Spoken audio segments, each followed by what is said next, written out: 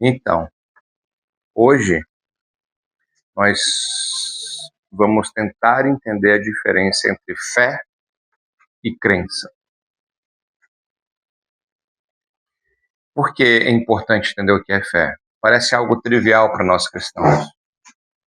Mas eu quero te dizer que o risco de você frequentar cultos, o risco de você ser um cristão, o risco de se tornar líderes e pastores sem ter fé é muito grande. Pior, achando que tem fé e não tem. Nós não podemos confundir com crença. Nós já estudamos no livro de Tiago de que até os demônios creem e tremem. Então, crer é um requisito espiritual. Ou seja, se os demônios creem e tremem, significa que a crença ela não necessariamente está atrelada à fé. Mas algo importante no livro de Efésios, no capítulo 2, versículo 8, ele diz o seguinte, ó: pois pela graça sois salvos por meio da fé. Então a salvação ela vem por meio da fé. E ela diz o seguinte, ó: isso não é de vós, isso é dom de Deus. Então fé é um presente de Deus. Fé é algo que Deus nos concede, nos distribui, para que nós possamos desenvolvê-la. Olha que loucura. A fé é quase um músculo espiritual. Deus, ele fornece para cada um de nós músculos diferentes. Não tem nenhum ser humano igual. A gente tem fibra muscular tipo 1 e fibra muscular tipo 2, em quantidades diferentes. Deus te deu uma quantidade X. Tudo bem? E o teu músculo, para desenvolver, tu tem que colocar esforço. Tu tem que desenvolvê-lo. Você tem que exercitá-lo. E nós sabemos que a fé, ela aumenta de ouvir a pregação da palavra de Deus. Então, como é que a fé aumenta? Como é que eu aumento o meu músculo do bíceps? Colocando mais carga na repetição do bíceps. Certo? Como é que eu aumento a fé? Ouvindo a pregação da palavra de Deus. Então, nós vimos em Efésios, no capítulo 2, de que fé é um dom de Deus. Certo? Mas no livro de Hebreus, lá no capítulo 11, nós vamos olhar o testemunho de heróis da fé, homens da fé. A palavra de Deus separou um capítulo inteiro para falar sobre fé. A gente vai explorar Hebreus 11 e vamos entender o que é fé segundo Hebreus. Então pode abrir lá em Hebreus 11 e vamos começar. Ele já começa dando um jab na gente. Ajuda. Olha, vou colocar em Hebreus 11, lá no final. Hebreus 11. Hebreus.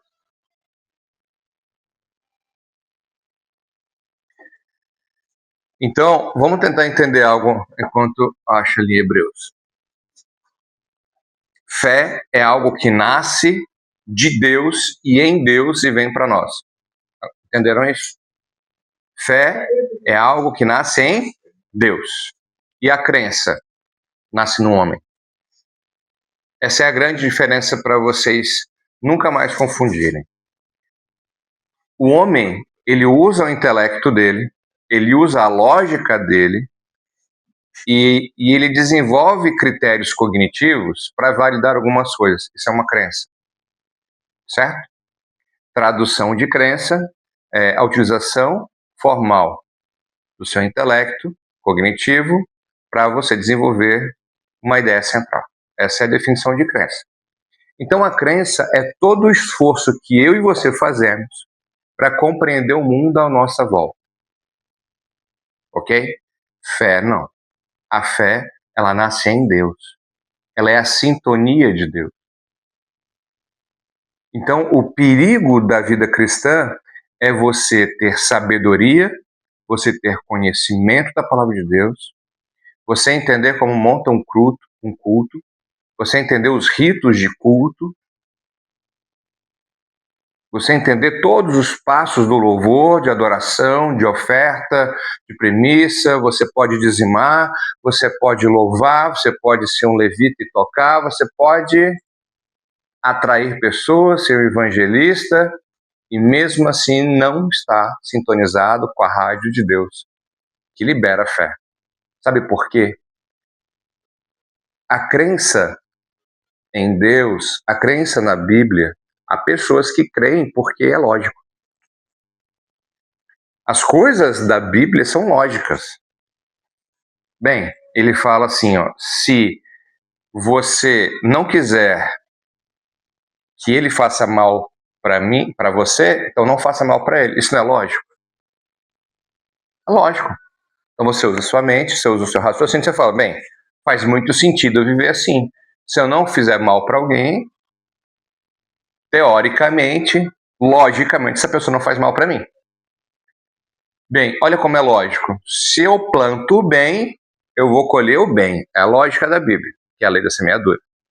Não faz muito sentido para nosso cognitivo? Então, eu vou plantar coisas boas, eu vou trabalhar bem, eu vou estudar bem e eu vou colher o resultado. Então, isso não tem a ver com fé. Isso tem a ver com decisão humana da sua crença. O grande problema das igrejas é desenvolver as crenças, que alguns vão chamar de doutrinas, para tentar justificar a fé de Deus. Mas Deus, ele estabelece um conceito fiel sobre a fé dele. Está lá em Hebreus, capítulo 11, ele fala assim, ora, a fé é a substância das coisas pelas quais esperamos, a evidência das coisas não vistas. Olha como é difícil até para você entender. Lê de novo isso e tenta me explicar, você. A fé é a substância das coisas pelas quais esperamos. O que quer dizer isso? Ele vai lá mais. A evidência das coisas não vistas. Ou seja, eu quero algo, esse algo não existe. Então, a fé é a substância das coisas pelas quais esperamos. Eu vou tentar trazer um exemplo para facilitar. Essa cadeira que o Cadmiel está sentando. A crença, ele olha para a cadeira, ele usa o cérebro dele e fala, bem, eu consigo sentar nessa cadeira sem cair. Porque ele bate o olho, o cérebro dele faz umas contas básicas, fala, essa cadeira tem as características, essa substância chamada cadeira, essa matéria chamada cadeira, tem as características que ela vai conseguir me manter sentado, ok? Isso é crença. Ele crê nisso e ele coloca o bumbum dele lá e ele senta. Tudo bem? O que é a fé? A fé é você sentar na cadeira e confiar que se você tirar o pé, ela não desmonta. A fé ela é ativa, enquanto a crença ela pode ser passiva. Eu posso simplesmente crer que a cadeira não vai cair e distribuir o peso mais para o meu pé. Já sentaram em uma cadeira falsa? Nunca sentaram numa cadeira bamba, mais ou menos? Uma cadeira falsa é uma cadeira bamba. O que você faz normalmente? Se mexe menos. Coloca o pé, né? Se apoia em outra coisa. E está sempre no alerta de que a cadeira pode cair. Isso é a tua crença. O que seria a fé? Não vai cair porque Deus me sustenta. Levanta o pé na cadeira e ainda samba. Isso seria fé. A fé, ela te promove em uma ação. A fé, ela é ativa. Entenderam? A crença, às vezes, ela vai te deixar travado. Um exemplo é o dízimo. Eu tenho uma crença de que se eu dizimar, o devorador não me vai fazer mal. Se eu dizimar, eu não vou ter problema de multa, de pneu, de carro, de doença, de chave, de chuveiro. Isso é a crença. A gente faz porque você sabe que se você não fizer, o devorador te toca, certo? A fé nem dá bola para isso. Você dizimaria pelo amor grato de Deus, sabendo que não interessa o nível de macumba que façam para você, o nível de trabalho que façam para você. Se você estiver alinhado em sintonia com Deus, nada vai te atingir. Porque você tem uma fé. A fé, ela não necessariamente tem a ver com o teu nível de conhecimento. Nós estudamos Salomão, certo? Salomão, ele tinha o maior nível de conhecimento e sabedoria humana já visto. E mesmo assim a fé dele falhou. E mesmo tendo o maior nível de crença, ele acabou se submetendo às muitas mulheres, aos muitos cavalos e a muita quantidade de ouro. E perdeu a fé. E no final da vida, já velho, ele entende que foi tudo correr atrás do vento. A sabedoria dele estava ativa, a crença dele estava ativa, mas a fé falhou.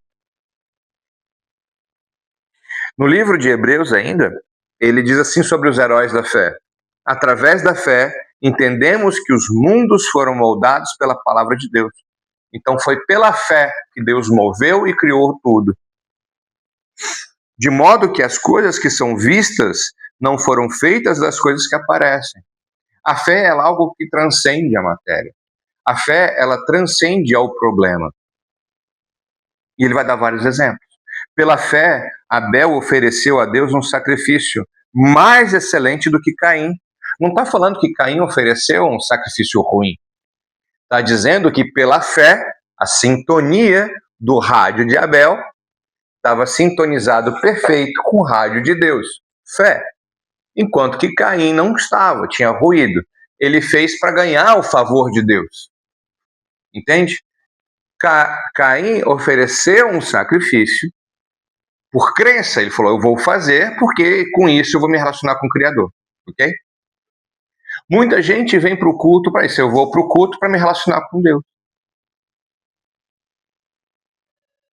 Você acha que um casamento ele consegue resistir décadas se não houver amor genuíno entre o casal?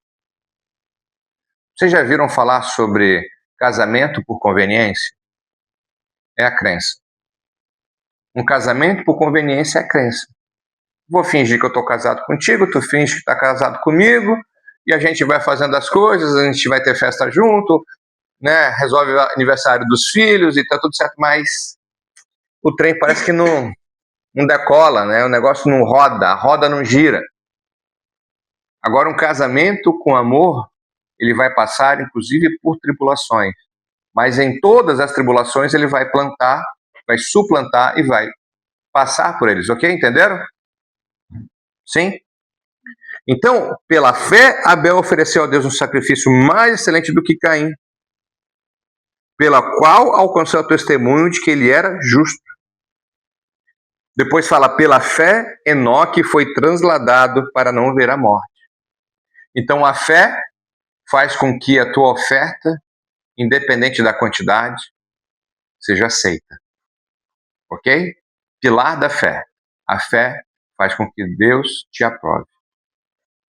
Pela fé, Enoque não viu a morte. Só 2 homens não viram a morte em toda a Bíblia. Enoque e Elias. E não foi achado porque Deus o transladara, porque antes da sua transladação ele tinha testemunho de que agradara a Deus. A fé de Enoque agradou a Deus de tamanha forma que Deus tomou ele para si. Poder da fé. O próprio Senhor Jesus disse, se nós tivermos uma fé do tamanho de um grão de mostarda, nós poderíamos dizer a um monte, se atire no mar. Mas a sua fé também pode fazer com que você veja a Deus, seja levado por Deus. Um homem conseguiu agradar a Deus através da fé. Enoque. Um homem teve a sua oferta aceita. Abel. Pela fé, Noé, tendo sido avisado por Deus a respeito das coisas que ainda não se viam, ou seja, mesma coisa do início, né? A fé é a substância das coisas pelas quais esperamos, ou seja, daquilo que a gente não vê, certo? Pela fé, Noé, tendo sido avisado por Deus a respeito das coisas que ainda não se viam, Noé, faz uma arca monumental, gigantesca, porque vai vir dilúvio e toda a terra vai morrer. A fé de Noé era ativa e contagiante. Noé conseguiu fazer com que os filhos e as mulheres dos filhos e a sua esposa também entrassem na missão, entende? Eles reagiram à determinação de Deus. Deus falou, está falado, mas ninguém topou, não interessa. Ah, mas tem dificuldade. Não interessa, porque Deus falou. Se Deus falou, ativou o modo fé. Se você ativou, não tem no telefone o modo avião? O modo avião é para quê? Quando você entra no avião. Tem o modo silencioso quando você não quer que ouça. Tem o modo ativo. Então, ativou o modo fé, você vai executar. Ah, mas eu não estou vendo o cenário. Mas você não tem que ver. Você não precisa ver. Por quê? Porque Deus falou. Pela fé, Abraão, quando foi chamado para ir a um lugar que havia de receber posteriormente por herança, obedeceu e saiu sem saber para onde ia. A fé de Abraão também foi uma fé genuína, sem conhecimento. Na época de Abraão, não se falava muito sobre o Deus Criador. Ele reagiu de forma ativa. Ele se movimentou. Para onde? Ele não sabia. Você tem noção? Sabe quantos quilômetros foi a viagem de Abraão? Vocês têm noção? Chuta um número aí. Chuta. Fala quantos km ele andou. 200. 500. 350. Eu não vou pedir para Tainá, porque eu já preguei sobre isso. Exatos 2.400 km. É a distância daqui até Brasília. Você caminhando no meio do deserto. Tempestade de areia. Frio de noite. Calor escaldante de dia. Sem saber a certeza de nada. Ele iria ganhar uma herança bem no final da vida. Pela fé, Abraão, quando foi provado, ofereceu Isaac. Deus tinha dado uma missão para Abraão de entregar o seu filho Isaac, o único filho, o filho amado, o filho da promessa. Na verdade, ele tinha o filho Ismael antes. E ele foi para fazer. E na hora de matar o filho, de imolar e sacrificar o filho, perdi.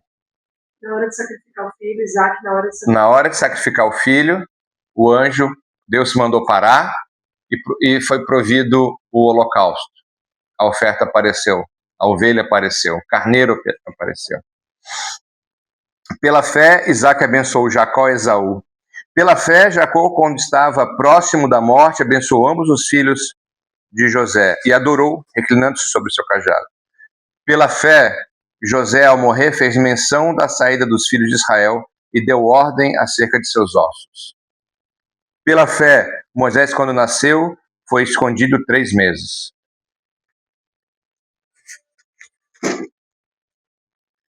Todos esses, eles tiveram a marca da promessa, mas eles não atingiram o resultado esperado. E todos estes, tendo sido obtido um bom testemunho através da fé, não receberam a promessa. Eles tinham a marca, eles tinham a promessa. Abraão não viu a Israel como é hoje. Deus tinha prometido a Abraão que faria abençoada todas as nações e que a sua descendência seria numerosa como as estrelas do céu. Ele não viu isso. Moisés recebeu de Deus a promessa de que ele levaria o povo à Terra Santa, mas ele mesmo não entrou na Terra Santa. Mas mesmo assim ele não largou o osso, como a gente gosta de dizer. Ele segurou a onda. Por que então nós precisamos ficar teimando com Deus o tempo inteiro? Por que nós achamos que Deus, ele é o nosso criado e não o nosso criador? Por que nós achamos que Deus tem que parar o mundo para nos dar alguma coisa? Quem somos nós na fila do pão? Ah, nós somos filhos e filhas de Deus. Sinceramente, para pensar nesses heróis da fé que eu falei. Homens de valor.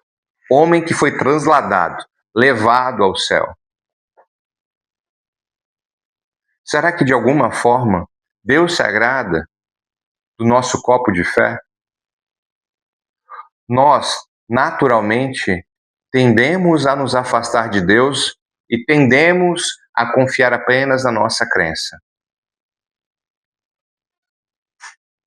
O exemplo disso é Salomão. No início fez bem, fez o que era certo, tinha bastante fé. Deu tudo certo, construiu o templo, edificou o templo, mas confiou na sua sabedoria e no final ficou sem a promessa. A promessa era que se ele se mantivesse fiel, se os filhos dele se mantivessem fiel, o filho ficaria no trono. Quando ele morre, o filho Roboão perde tudo aquilo que o rei Davi tinha conquistado. Ou seja, isso é um sinal de que a fé ela pode ser ampliada e a fé ela pode ser diminuída. Certa vez os discípulos de Jesus falaram assim: Senhor, ensina-nos a ter fé. Em outras traduções, Senhor, aumenta a nossa fé. A fé ela pode ser amplificada, mas a fé também ela pode ser retirada. É igual uma estação de rádio. Dependendo de onde você vai com o carro, a gente vê muito isso quando a gente viaja de carro. Coloca numa determinada estação, a gente vai aqui do Rio Grande do Sul. Quando você chega normalmente ali na entrada do Paraná, não necessariamente aquela estação que você ligou aqui no Sul vai ser a mesma estação do Paraná. Ela muda de sintonia porque você saiu da zona daquele rádio, daquela estação, daquela emissora. Tá claro isso? Às vezes o seu caminho e o meu caminho, por mais que você queira se manter ouvindo aquela estação, talvez eu falar de estação de rádio hoje em dia não faça muito sentido, porque todo mundo hoje depende muito de internet. Mas a gente faz muito, tem a prática muito de entrar no carro e ouvir podcast. Mas às vezes o podcast trava porque perdeu o sinal. E aí trava tudo, fica... O que aconteceu? Ah, perdeu o sinal da internet. Tem que chegar num ponto onde a internet se conecta novamente. A geração de vocês não passou um sofrimento que a gente teve. Antigamente, para você viajar de carro, você tinha que usar um mapa. Você tinha que saber ler o mapa e olhar bem as placas. A outra geração depois disso era uma geração que dependia do GPS, mas era um aparelhozinho de GPS que ele precisava perder o sinal do satélite. Aquilo às vezes era um inferno. E quando você mais precisava, tu perdia o sinal do satélite, aí o negócio congelava. E você estava no meio da rodovia e não sabia o que fazer. Hoje em dia não, você pode baixar, deixar offline no teu celular. O que eu quero dizer com isso? Às vezes tu toma algumas decisões na sua vida que tu vai perder o sinal de Deus. Tu vai perder a fé e vai ficar na crença. E você acha que está fazendo certo. Mas achar que está fazendo certo e fazer o certo são dois caminhos diferentes. Nós temos uma pregação que eu disse assim: uma coisa é saber o caminho de Deus, outra coisa é trilhar o caminho de Deus. Você pode saber o que é certo num relacionamento, de noivado, de namoro, de casamento, você pode saber. Outra coisa é você fazer o que é certo. Uma coisa é você saber o que te espera no seu trabalho. Você como funcionário, você acha que sabe o que o teu chefe precisa e quer. Outra coisa é satisfazer. Tornar isso realidade. Na empresa, você pode achar que sabe o que os seus clientes querem. Outra coisa é você atingir a meta dos clientes. A nossa vida não está tão diferente assim. A questão é quanto que nós observamos esses sinais de Deus, essa sintonia de Deus. Porque o nosso dia a dia é violento, é onda atrás de onda, não é verdade? Quantas vezes no dia você para sintonizar a estação de Deus? Hoje, quando você clica o scan lá no aparelhozinho de rádio do teu carro, ele procura sozinho, né? Antigamente tu tinha que ficar girando assim, ó, encontrar bem certinho a frequência. Qualquer mexida no rádio, na antena, aquele trem saía do lugar. Demorava e exigia esforço. Com Deus é igual. Deus, ele espera que você sintonize a estação dele. E aqui, pessoal, e eu já vou me encaminhar para o final, porque nós temos ceia hoje. A estação é de Deus. Certo? Quem transmite é ele. A fé vem dele. Nós lemos em Efésios 2:8 que a fé é um dom de Deus. É ele que bota. É ele que fala, Davi, eu quero que você faça tal coisa. Abraão, eu quero que você saia da sua terra e vá para outra. Noé, eu quero que você construa uma arca. A estação é de Deus. É Deus quem manda o que ele quer transmitir. E a gente, na nossa loucuragem da vida, acha que Deus vai tocar a música que a gente quer. Mas eu queria tanto ouvir um reggae. E Deus está lá tocando rock. Não, você vai ouvir rock agora. Mas eu quero ouvir reggae. Mas não é sobre você. É sobre mim. A estação é minha. A regra é minha. A casa é minha. Comprei-me tudo. O mundo é meu. O universo é meu. Fui eu que construí, querido. Você só tem que ouvir. E se eu coloquei é porque é bom para você. Certo? Entendido?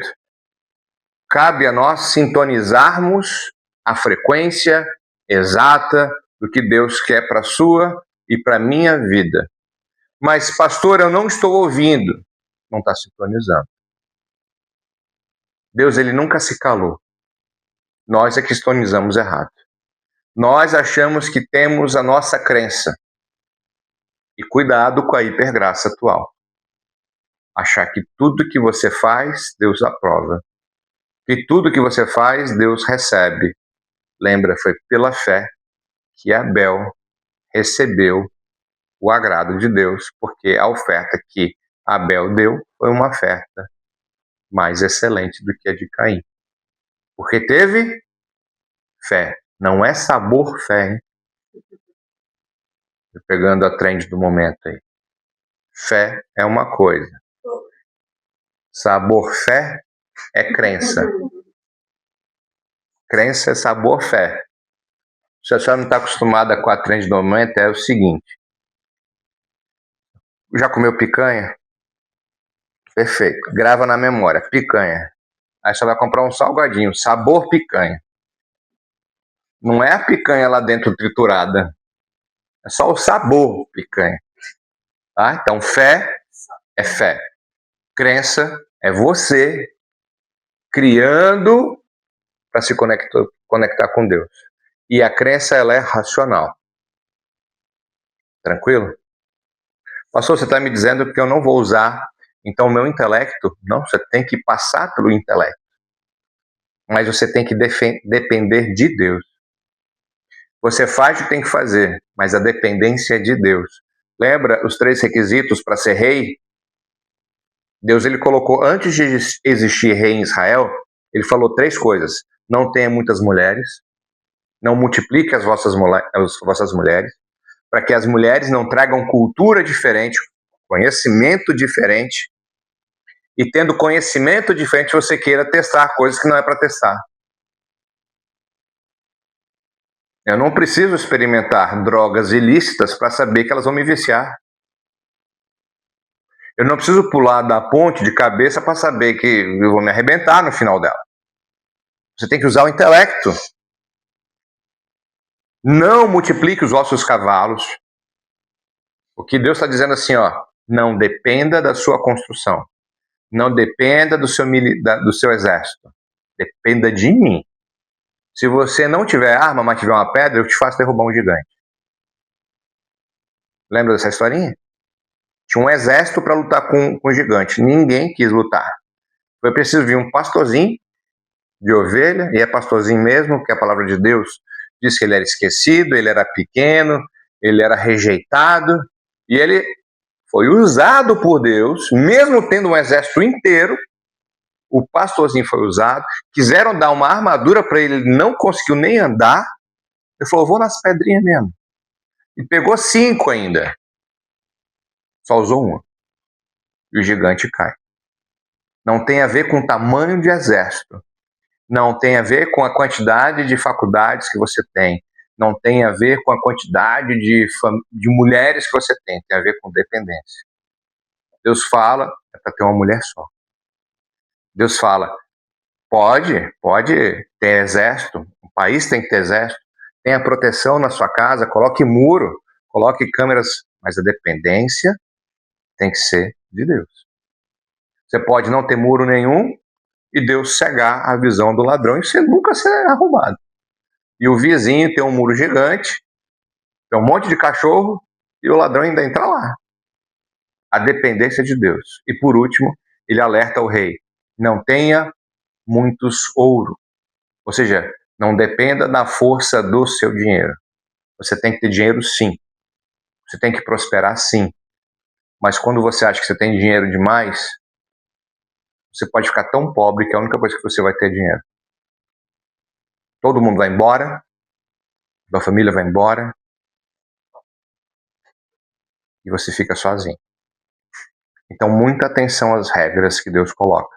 Se Deus colocou essas regras, é para minha e para sua segurança. Pastor, mas eu não sei todas as regras. Aqui, ó.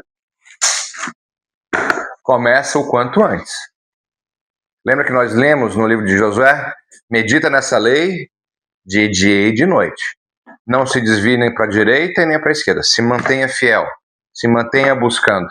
Para a sua segurança. Não é para a segurança de Deus. É para a sua. Tudo que foi colocado aqui é para minha e para a sua segurança. Para minha e para a sua prosperidade. Ter fé, na minha opinião, é a maior decisão de salto de inteligência que alguém pode ter. Depender do Criador. Manter uma relação íntima com o Criador. E você só cria essa relação íntima lendo a palavra dele, sozinho, no teu quarto e ouvindo pregações da palavra dele. Amém? Amém? Então vamos agora para uma